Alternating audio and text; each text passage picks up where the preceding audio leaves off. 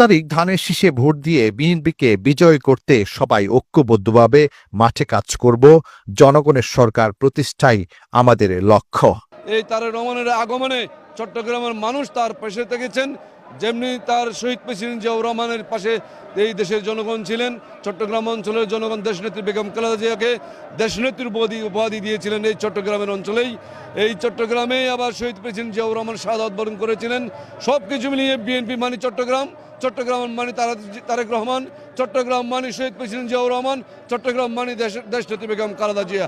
হামলা মামলা গুমের শিকার হয়ে এই ধরনের মিটিংয়ে আসার সময় নানা প্রতিকূলতার মাঝেও আমরা আসতাম।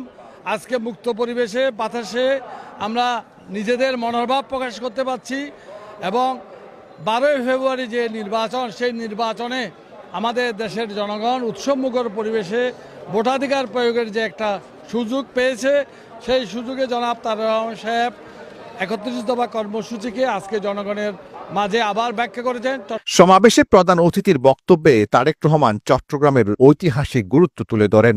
তিনি বলেন, স্বাধীনতার ইতিহাস ও গণতান্ত্রিক আন্দোলনে চট্টগ্রামের ভূমিকা অত্যন্ত গুরুত্বপূর্ণ।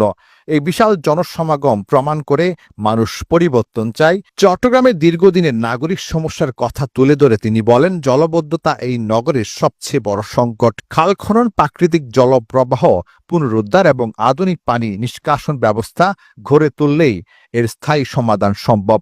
বিএনপি ক্ষমতা এলে এসব বিষয়ে অগ্রাধিকারের ভিত্তিতে কার্যকর পদক্ষেপ নেওয়া হবে বলেও আশ্বাস দেন তিনি।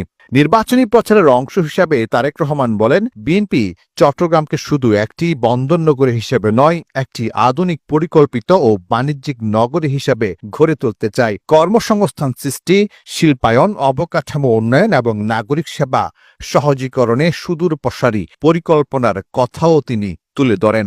বিভিন্ন শিক্ষার স্তরে স্তরে আমরা পরিবর্তন আনতে চাই, যেখানে আমরা শিক্ষা ব্যবস্থাকে এমন করে গড়ে তুলতে চাই যেখানে আমাদের তরুণ যুবক সদস্যরা, তরুণ সমাজের সদস্যরা শুধু সার্টিফিকেট শিক্ষা ব্যবস্থাই পাবে না, একই সাথে তাদের শিক্ষা ব্যবস্থা এমন হবে যাতে শিক্ষা জীবন শেষে তারা কর্মসংস্থানের ব্যবস্থা সহজেই করে নিতে পারে। এই কৃষক যদি ভালো থাকে তাহলে বাংলাদেশ ভালো থাকবে।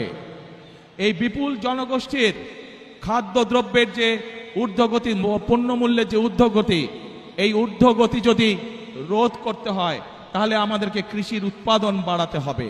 আমাদেরকে কৃষক ভাইদের পাশে, কৃষানী বোনদের পাশে আমাদেরকে দাঁড়াতে হবে। খাল কাটা কর্মসূচি চালু করতে চাই। আপনারা কি